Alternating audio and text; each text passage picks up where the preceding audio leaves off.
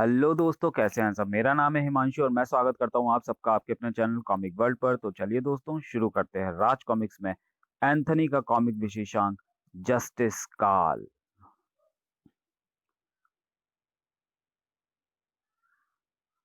यहाँ तो हर ओर खामोशी है, कोई नजर नहीं आ रहा।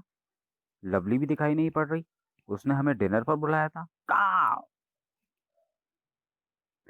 बर्तन गिरने की आवाज है। पकड़ो पकड़ो उसे। खबरदार, उसे चोट नहीं लगनी चाहिए। अगर उसे खरोच भी आई तो तुम्हारी खाले खिंचवा लूंगा। बहुत प्यार करता हूं मैं उससे। रूजर को मैक से अलग करो। या वो उसका मांस नोच रहा है। उसे अलग करो, खींच कर अलग करो। ओह गॉड। आह, ये सब क्या हो रहा है। वहां से हट जाओ, वापस जाओ। ओह आह। मारिया के गले से निकलने वाली वह चीख जबरदस्त थी, जिसकी गूंज मारिया के बेटे किंग के कानों से होती हुई निश्चित रूप से उस कब्र को फाड़कर उसमें सोए मुर्दे के कानों तक भी जरूर पहुंची थी। चीख की आवाज थी मारिया की, और सुनने वाले कान थे एंथनी के, उसके पापा एंथनी के। दुनिया की शायद कोई ताकत नहीं जो अब उस कब्र को फटने से रोक सके। कहते हैं एंथनी के आगमन से पूर्व आता है कौआ, प्रिंस कौआ। काव, काक। मारिया की चमड़ी को भी भंभोर डालता वो खूंखार पागल। अपना जबड़ा उससे दूर रखो। एंथनी की सख्त उंगलियों ने पागल की सख्त पकड़ को छतरी की तरह एक झटके के साथ खोल दिया और उसे धोबी के कपड़े की तरह फर्श पर पटक दिया। पागल फुर्ती के साथ उठा और उसने एंथनी की टांग में दांत धंसा दिए। कच। कौन है ये? कौन है ये? इसे काटे जाने का दर्द क्यों नहीं हो रहा? एंथनी ने उसे बालों से पकड़कर खड़ा किया और था। पागल और खूंखार उठा। या खड़ाक। एंथनी ने ठंडी आग छोड़ी। स्क्रिश। पागल खूब तड़पा, क्योंकि ठंडी आग जलाती नहीं, तड़पाती है। पागल के शरीर की हरकतें सहता शांति शांत पड़ती चली गईं। हुआ क्या मेरे बेटे को? यह मर चुका है। तुम दोनों ने मार डाला इसे। चिल्लाओ मत। मेरी ठंडी आग से कोई मरता नहीं है। और मैंने भी इसके सिर पर ज्यादा तेज चोट नहीं की थी। यह अत्यधिक उत्तेजना की स्थिति में मरा है। तुमने इसे बांध क्यों रखा है? ये पागल था। आज जिसने खाना देने आए मेरे नौकर को पकड़ लिया था। ये सारा हंगामा उसी को छुड़ाने के कारण हुआ। फिर पता नहीं कहां से ये औरत बीच में आ गई। मुझे और मेरे बेटे को आपकी बेटी लवली ने खाने पर इनवाइट किया था। पर तुम कौन हो? एंथनी। एंथनी गोंजाल्वेज। एकदम से कहाँ गया? कौन था वो? जाओ जाओ, चले जाओ अब यहाँ से। मुझे अकेला छोड़ दो। मुझे अपने बेटे के साथ अकेला छोड़ दो। आज इसकी सभी तकलीफों का अंत हो गया। बिना कोई अपराध के ही ये आज तक सजा भुगत रहा था। आज इसकी सजा खत्म हो गई। मेरा बेटा आज भूखा ही लंबी नींद सो गया। आजादी मिल गई इसे नरक से। आज आजादी का दिन था, स्वतंत्रता दिवस। सारा देश आजादी का पर्व मना रहा। सारे जहां से अच्छा हिंदुस्तान हमारा। अच्छे चाल चलन के कारण कुछ कैदियों को उनकी सजा कम करके रिहा कर दिया जाता है। मीडिया को ऐसी किसी भी घटना का इंतजार रहता है। आपका नाम? मेरा कौन सा नाम? जेल जाने से पहले या बाहर आने के बाद का? दोनों। जेल जाने से पहले मैं डाकू दुर्जन सिंह था। उससे पहले मैं एक फौजी था। कारगिल युद्ध में मैंने दुश्मनों के छक्के चढ़ा दिए थे। मुझे बहादुरी के लिए मेडल मिला। माँ पिताजी मेरे इस कामयाबी पर बहुत खुश थे। छुट्टियों में घर लौटा तो अपने शहर को हफ्ताखोरों की भीड़ से घिरा पाकर मैं आपे से बाहर हो गया। वो लोग मेरे दोस्त अर्जुन से हफ्ता वसूलने आए थे। जिंग जिंग जिंग। दुश्मन देश की सरहद पर ही नहीं, अंदर भी तुम्हारे रूप में मौजूद है। और मेरा काम भी उन्हें खत्म करना है। घर पहुंचा तो पता चला कि मेरी पत्नी व दोनों बच्चों को किडनैप कर लिया गया है। अंडरवर्ल्ड मेरे इस कारनामे से खफा हो गया था। मुझे बर्बाद करने के लिए उन्होंने मेरे दोस्त अर्जुन की मदद ली। इस पैकेट में चरस है। पर यह पैकेट तो मुझे अर्जुन दे गया है। बिकी हुई पुलिस ने मेरी एक न मानी। मुझे हथकड़ियों में देखकर मेरी माँ मदद सदमे से मर गई। माँ। माँ के सदमे से पिताजी भी चल बसे। अपने माथे पर लगे कलंक को धोने के लिए मैं पुलिस की कैद से भाग निकला। रुक जाओ। अपनी पत्नी व बच्चों के जिंदा होने की उम्मीद मैंने छोड़ दी थी। गुस्से में भरा मैं अर्जुन के घर पहुंचा और उसे गोली मार दी। भेड़ की खाल में भेड़िया होता हूँ, दगाबाज। मैंने उसके घर को आग लगा दी। पुलिस से बचने के लिए मैंने बिहड़ों के डाकुओं की शरण ली और डाकू दुर्जन सिंह बन गया। इंसानियत और पुलिस की वर्दी से मेरा विश्वास उठ चुका था। लेकिन होनी बलवान है। एक दिन मेरी पत्नी और दोनों बच्चे मेरे सामने आ पहुंचे। पार्वती, तुम्हें तो। हाँ, हमें अंडरवर्ल्ड के लोगों ने किडनैप कर लिया था। उन्होंने हमारी जान लेने की धमकी देकर आपके दोस्त को वो पैकेट आपको देने पर मजबूर किया, क्योंकि उसने उन्हें हफ्ता नहीं दिया था। दोस्त के हाथों दोस्त का कत्ल करवा कर उन्होंने एक तीर से दो निशाने किए। मैं आत्मग्लानि से भर उठा। मेरा जमीर मुझे धिक्कारने लगा। मेरे परिवार को बचाने की खातिर अर्जुन चुपचाप मेरी गोली भी खा गया। उफ, ये मैंने क्या किया। इंसानियत पर विश्वास दोबारा कायम हो गया। फिर मैंने आत्मसमर्पण कर दिया, और आज मैं सजा भुगतने के बाद डाकू दुर्जन सिंह के नाम का चोगा उतार कर जेल के अंदर ही फेंक आया हूँ। जेलर ने मेरा नया नाम सज्जन सिंह रखा है। मेरा परिवार मेरा इंतजार कर रहा होगा। अब मैं उसके साथ आराम की जिंदगी बिताना चाहता हूँ। आपको सजा क्यों हुई थी? मुझे ये सजा कानून ने बाद में दी थी। कुदरत ने तो मुझे सजा पहले ही दे दी थी। मेरा नाम डॉक्टर डेविड धवन है। एक डॉक्टर का कर्तव्य होता है जीवन बचाना, लेकिन मैं पैसे की चकाचौंध में अपना कर्तव्य भूल गया। मैंने मानव अंगों की चोरी आरंभ कर दी। गुर्दे, आंखों के कॉर्निया, उनकी स्किन, इन सब के मुझे अच्छे पैसे मिलते थे। मेरे मरीज मर रहे हैं या बच रहे हैं, ये जानने की मैंने जरूरत नहीं समझी थी। लेकिन होनी को कुछ और मंजूर था। न जाने कैसे मेरे शानदार बंगले में आग लग गई। मेरा पूरा परिवार जलकर खाक हो गया। शायद उन्हीं लोगों की बद्दुआएं मेरे सुख को खा गई थी। कुदरत के इस फैसले पर मैं स्तब्ध रह गया। इंसान अपने परिवार की अय्याशी के लिए पाप करता है, दूसरे का परिवार उजाड़ता है तो उजड़े, ये नहीं सोचता। मुझे अपने आप से नफरत हो गई। मुझे उम्र कैद की सजा मिली। मैं अपना शेष जीवन जेल में रहकर यहाँ के मरीजों की देखभाल में लगाऊंगा। आज मुझे मेरे अच्छे चाल चलन के कारण छोड़ा जा रहा है, लेकिन मैं जानता हूँ कि मेरे लिए ये मुक्ति सजा से कम नहीं। पर कानून इन सब बातों को नहीं मानता। और आपने क्या गुनाह किया था?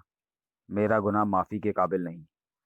मेरा कार्यक्षेत्र जंगल था, जहां मैं जानवरों को मारकर उनकी खालें, सींग, दांत इत्यादि इकट्ठे करता था। चंदन की लकड़ी की तस्करी से मैं करोड़ों कमाता। जो भी फॉरेस्ट ऑफिसर मेरे रास्ते में आता, मैं उसकी भी खाल खींचकर उसमें भुसा भर देता था। यह काम भी उस शैतान पोचर जंग बहादुर का है। उस दिन मैंने एक हाथी को पकड़ने के लिए गहरा गड्ढा खुदवाया, तभी एक चीते ने मुझ पर हमला कर दिया। उफ! उसके अचानक हमले से मेरे बंदूक मेरे हाथ से निकल गई। चीता मुझे टुकड़े टुकड़े कर डालने को आतुर था। अचानक वह हुआ जिसकी मैंने कल्पना भी नहीं की थी। हाथी ने चीते को सूंड में लपेट कर दूर उछाल फेंका। इस करिश्मे को देखकर मैं दंग रह गया। मैंने चीते को मारने के लिए बंदूक तो उठा ली, लेकिन पता नहीं उस वक्त मेरे मन में कैसी भावना ने जन्म लिया कि मैं गोली न चला पाया। हाथी की निस्वार्थ सेवा भावना देखकर मेरी आंखें बरस पड़ी। मैंने बंदूक फेंक दी। तूने जानवर होकर मेरी जान बचाई, और मैं तुझे मारने के लिए गड्ढा खोद रहा था। लानत है मेरे इंसान होने पर। मैंने कसम खा ली कि अब किसी जानवर को नहीं मारूंगा। यह सजा मेरे पापों का प्रायश्चित नहीं। आज मैं छोड़ दिया गया। अब अपना शेष जीवन बेजुबान पशुओं को समर्पित करूंगा। आपकी कहानी सचमुच दूसरे पोचर्स के लिए प्रेरणादायक है। अपनी कहें मिस्टर जॉन डिमेलो, आपको क्यों छोड़ा गया? मैंने कॉलेज वक्त स्कूलों के युवाओं में ड्रग्स की आदत डाल दी थी। नशीली दवाओं को एक बार लेने वाला फिर उसके बिना नहीं रह सकता। पहली डोज में उन्हें मुफ्त में देता था। उसके बाद चाहे पैसों के लिए उसे चोरी करनी पड़े या टाका डालना पड़ा, वो मुझसे आकर ड्रग्स जरूर लेता था। डिमेलो, ये 100 रुपए लाने के लिए मुझे एक वृद्धा को मारना पड़ा। ये तुमने मुझे किस गंदगी में ढकेल दिया। ड्रग्स के अलावा नकली दवाओं के धंधे में भी खूब प्रॉफिट था।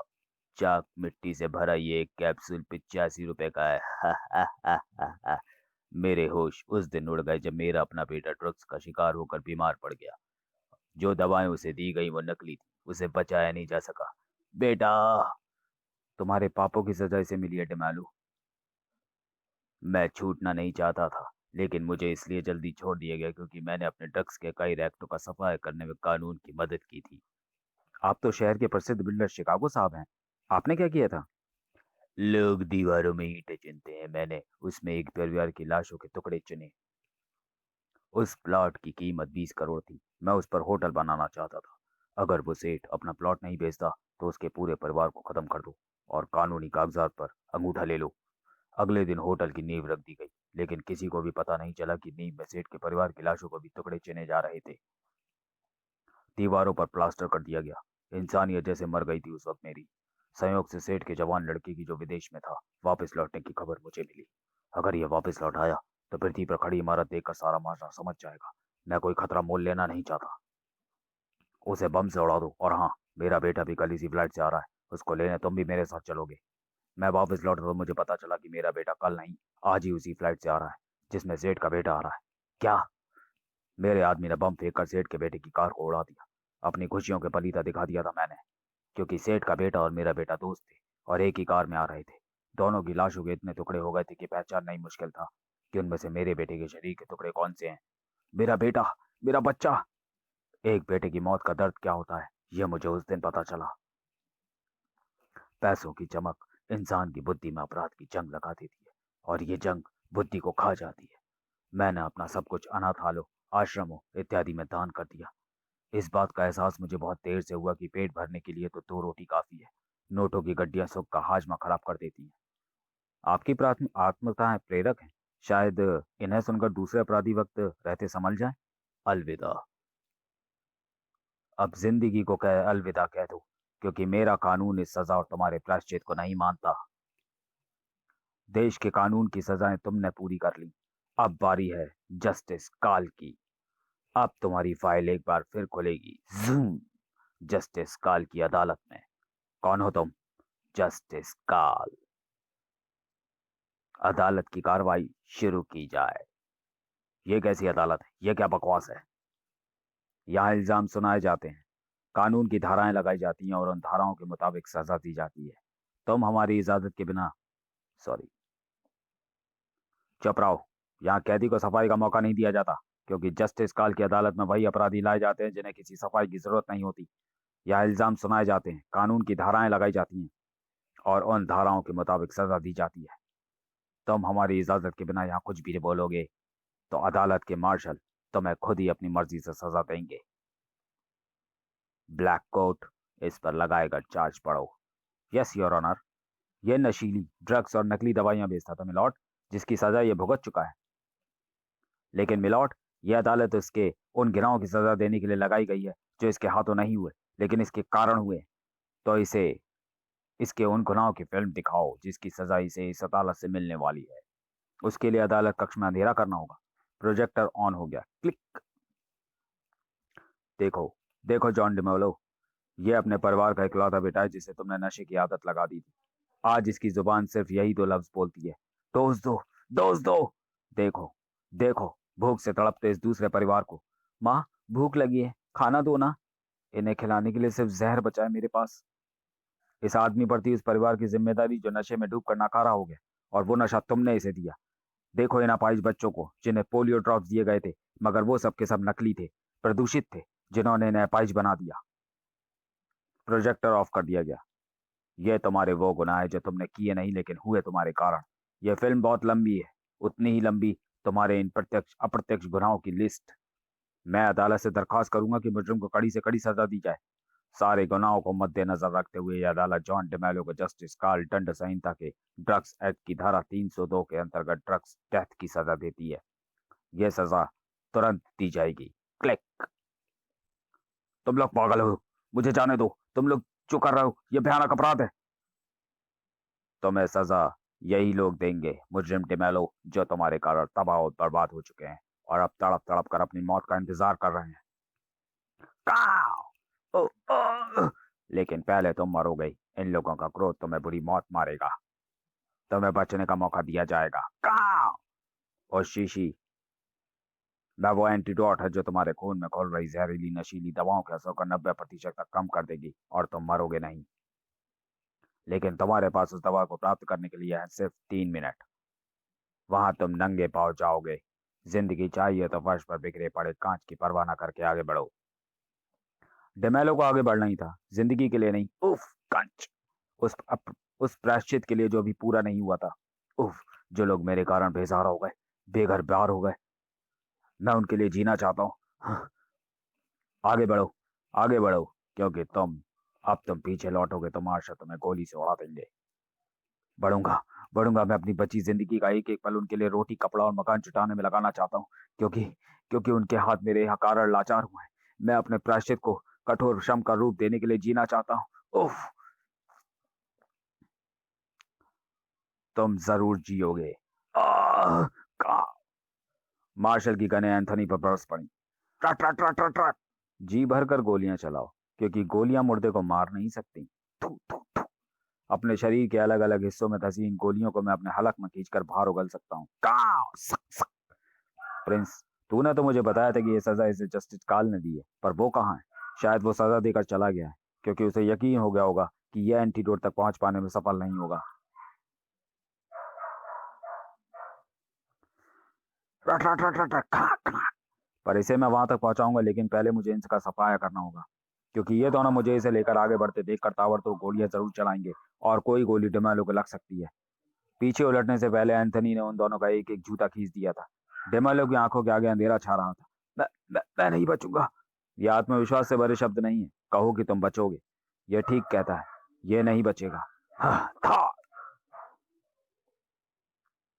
एंथनी के नीचे गिरते ही दूसरा क्विकर भी उछल कर आया और था। ये समय खराब कर रहे हैं। अब ये दोनों तरफ से मुझ पर अटैक करेंगे, लेकिन इन्हें पता नहीं कि मेरी आंखें जहां तक देख सकती है, मैं वहां तक टेलीपोर्ट हो सकता हूँ। कांच पर गिरने के बाद दोनों की जोरदार चीखें गूंज। कांच आ स्क्रिश। तो मैं कांच के बीच नंगे पांव चलकर एंटीडोट प्राप्त करने में बहुत समय लगता, लेकिन मुझे नहीं लगेगा। मैं तुम्हें अभी वहां पहुंचा देता हूँ। लेकिन द्रुत गति से चलते हुए इस फैन के पीछे से एंटीडोट की शीशी निकालना मुश्किल है। हाँ, इस पंखे को रोकना होगा। पंखुड़ियों को रोकेगा ये स्कैट्स। एंथनी ने झपट कर एंटीडोट उठाई और ये लो, इससे तुम्हारी जान बच जाएगी। डेमेलो ने एंटीडोट की शीशी को मुंह से लगाया और काव। थैंक्स, तुमने मुझे व्यवस्था भरी मौत से मरने से बचा लिया। लेकिन ये क्या? दवा का असर नहीं हुआ। एंथनी, मुझे कुछ हो रहा है। एंटीडोट का असर होना चाहिए, क्योंकि अभी 3 मिनट पूरे नहीं हुए। उफ, क्या हुआ? 3 मिनट पूरे होते ही इसे खून की उल्टी हो गई। जवाब देने के लिए डेमेलो जिंदा नहीं बचा था। काव, ये तो मर गया। इसका मतलब ये एंटीडोट नकली है। काव, यह हत्या मेरे हाथों हुई है। हत्यारे के हाथों का हथियार बन गया है प्रिंस। बन गया मैं प्रिंस। प्रिंस ने वह खबर इतिहास तक पहुंचाई। जस्टिस काल की पहली सफलता थी ये। हाँ, वो एंटीडोट नकली था। ऐसे ही नकली दवाओं से हजारों लोगों की जान ली थी इसने। डेमेलो केस की फाइल मैंने हमेशा के लिए बंद कर दी, लेकिन अब ये सिलसिला कभी नहीं थमेगा। जस्टिस काल की अदालत अब हमेशा लगती रहेगी।